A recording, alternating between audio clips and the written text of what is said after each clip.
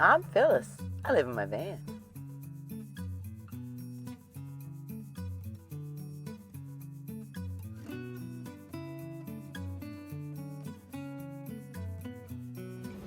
Hey guys, hello my tribe.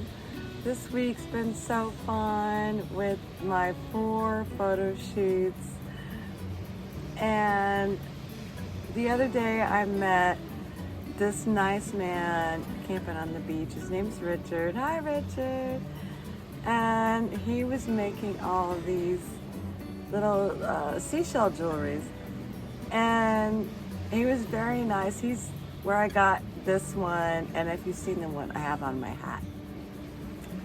So I started looking at more shells and thinking, well, maybe I could try to do my own jewelry. And then I was thinking about all these beautiful seashells here. Well, maybe not beautiful, but they're kind of cool. And I thought I've seen, it looks like wind chimes, but it's seashells. So I got a bunch of seashells today, and you're gonna see these videos where I'm cleaning them up and polishing them, and y'all, I put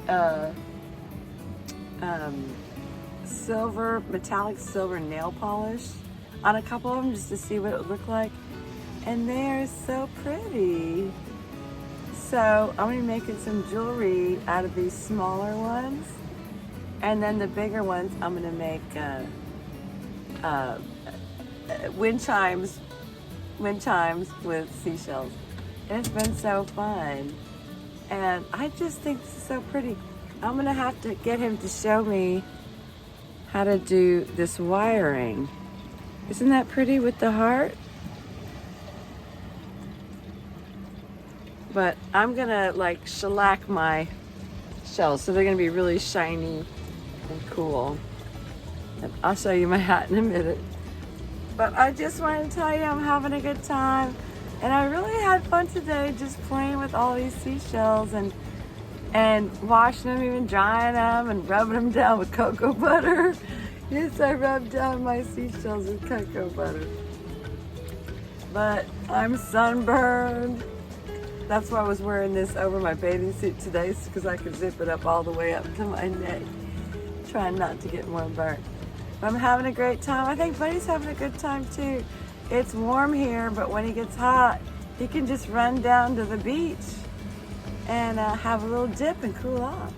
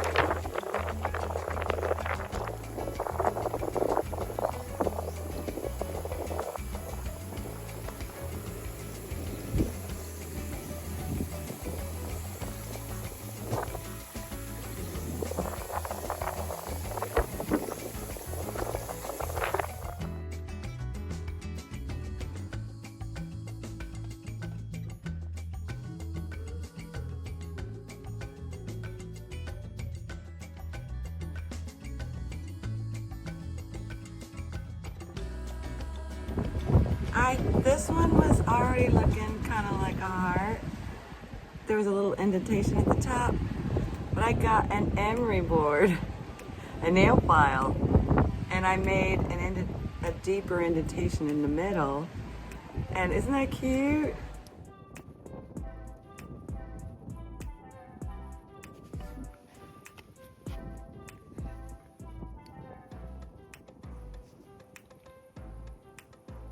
One coat of water-based polyurethane, because that's what I had. And there's one I already wired. They're so shiny, they almost look fake. cleaned for 2 hours in vinegar, washed, polished with cocoa butter,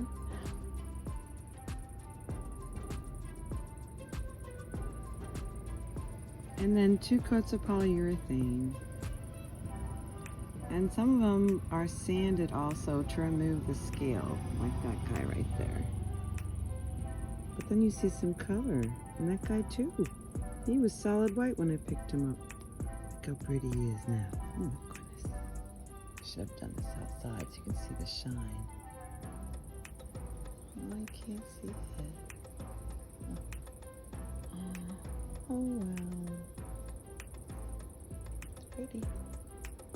You can just paint on the polyurethane, but I'm lazy. So when I did the first coat, I actually did dip them right in the bucket, which I don't recommend because it could get your polyurethane dirty. But this is polyurethane that I had bought when I did my new countertops. So it was old anyway. I'm surprised it was still good to use. And for the second coat, I just poured some into a solo cup and just dip it in, and y'all, it's so easy. Just get a little piece of wire.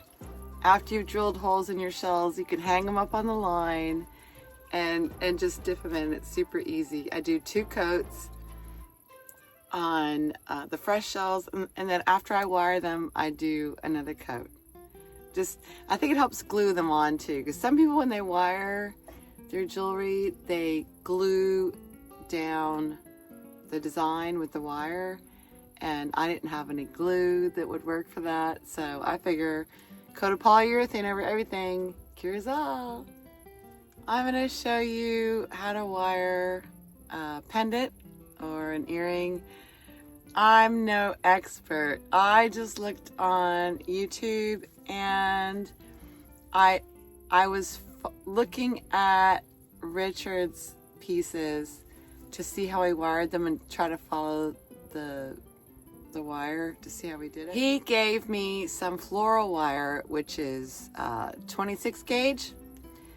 The larger the number, the smaller the wire. And this is a little small for this task. So what I did was actually doubled it on the first 2 pieces I did. This is 24 gauge wire. So this one I'm just doing single. And you're gonna need a really long piece. It's gonna seem like it's way too long. I'm gonna pick out a piece to do. Oh, that's a nice one.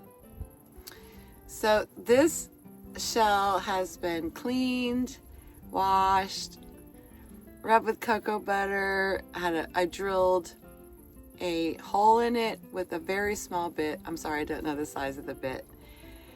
And so it's, and 2 coats of polyurethane, so it's ready to be wired.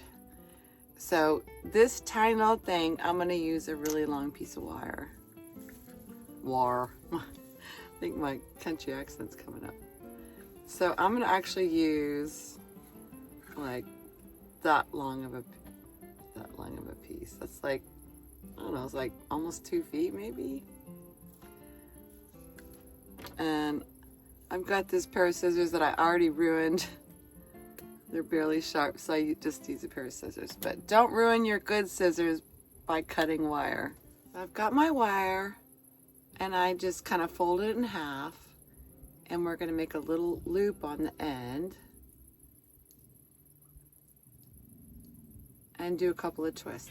This is just one way to do it. I've seen lots of different ways on the internet, and Richard does this a little bit different. He drills 2 holes in his wiring. Sorry, the flies, oh my gosh, the flies are bothering me.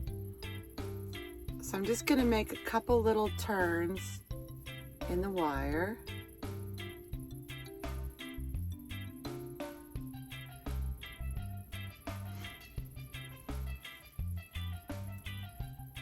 And one thing about working with this wire is once you get to the design, you want to be really careful to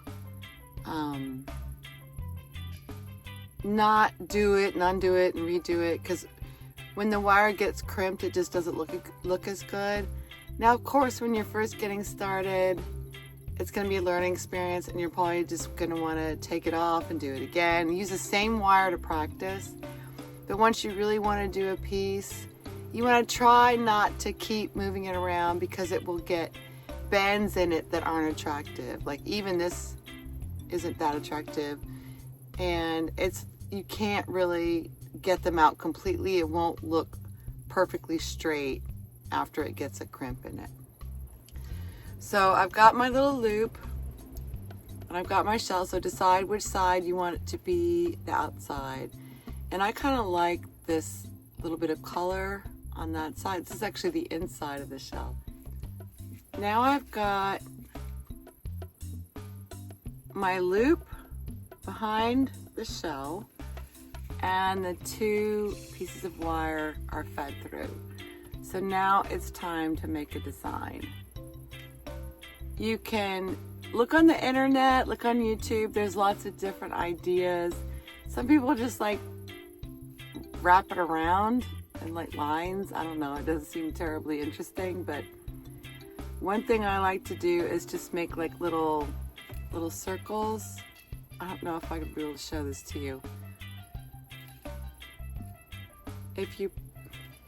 So I'm gonna pull this wire out of the way. I'm gonna make a little like circle with this wire. So put your finger on the wire and kind of wrap it around. So your finger's holding it down. I'm gonna go back around and I'm gonna do it this way now with my other finger. Try to get it kind of tight. So you can see it's still kind of a little loop, and that's fine, but I want it to be closed.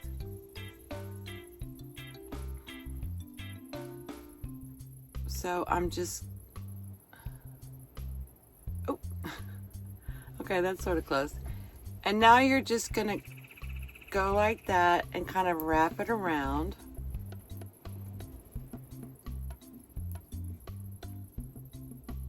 Holding your finger on what you've already done.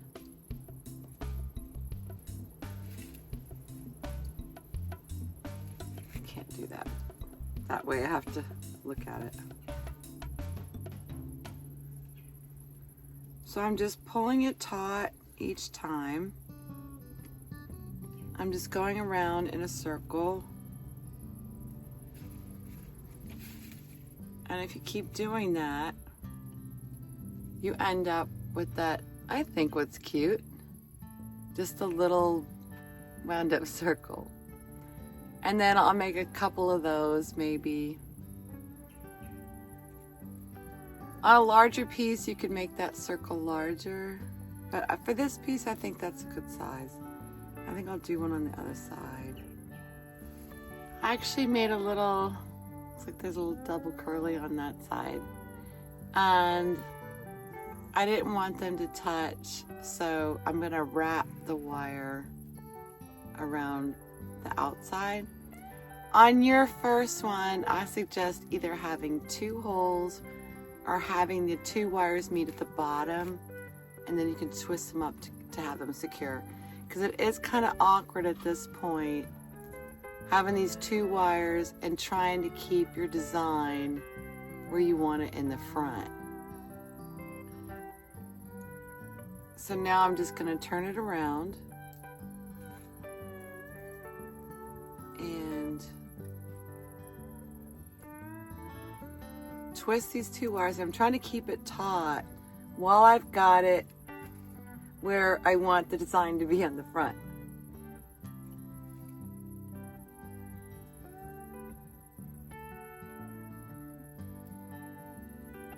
That's pretty close. Now, one thing about an abstract design is it doesn't have to be perfect because they don't know what you wanted it to look like. So that's pretty good. It could be better. Like, I was trying to get this to go straight over and it didn't, but that's fine.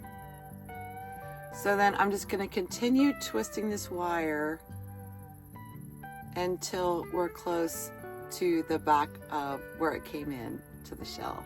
So now I've twisted it up to meet the back of this loop, and we need to make a collar. Where the collar was, we're going to wrap this around the base of this loop to make it stronger.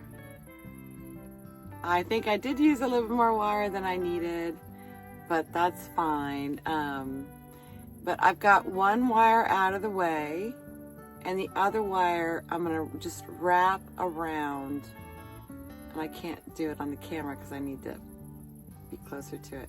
I'm gonna wrap this around the little neck here under the hoop.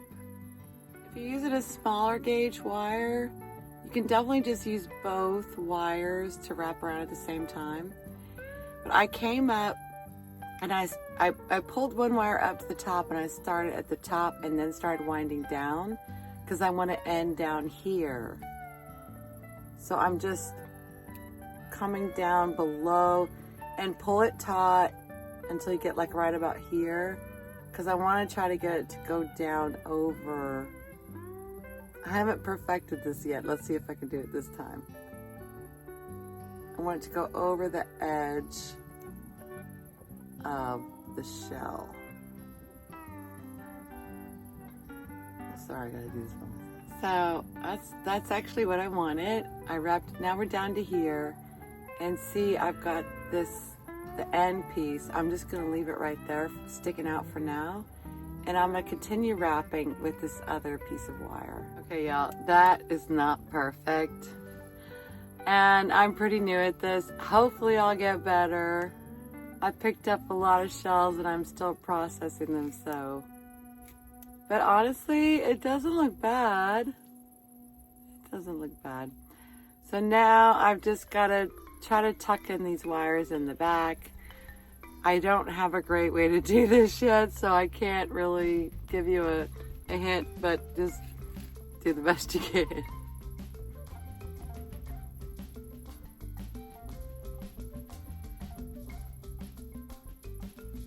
A small pair of pliers are really helpful.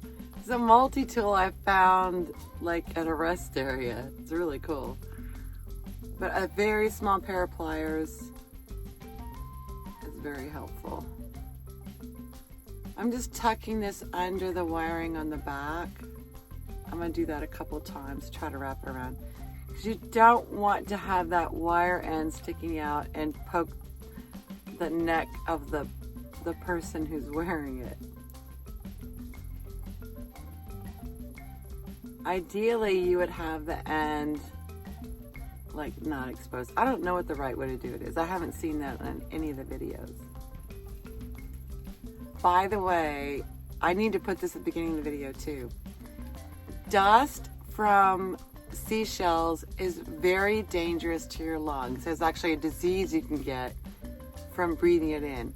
So whenever you're sanding, filing, or drilling a shell, you need to wear a mask and be outside, and don't be around other people who are not wearing a mask. And then be sure and, like I take baby wipes outside, clean your hands, get all the dust off your hands so you don't carry it back inside. It's very bad for you. So I'm gonna finish tucking it in, but that's my finished piece. And yeah, the top, it could be better, but I bet people won't even think about it because it's pretty, right? It's pretty. I got this roll of hemp at, I think it's hemp or raffia at Walmart.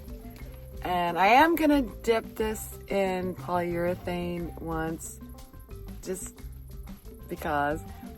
But I just wanted to show you. And there it is. That's making a pendant necklace out of a seashell that you picked up on the beach yourself. Yay! This one, I like these long ones that kind of remind me of the old shark's tooth necklaces people would wear. And I braided the hemp, and then I've got two pieces hanging down. I might put like beads or little pieces of shells on the end of these. And then here's some other ones I've done.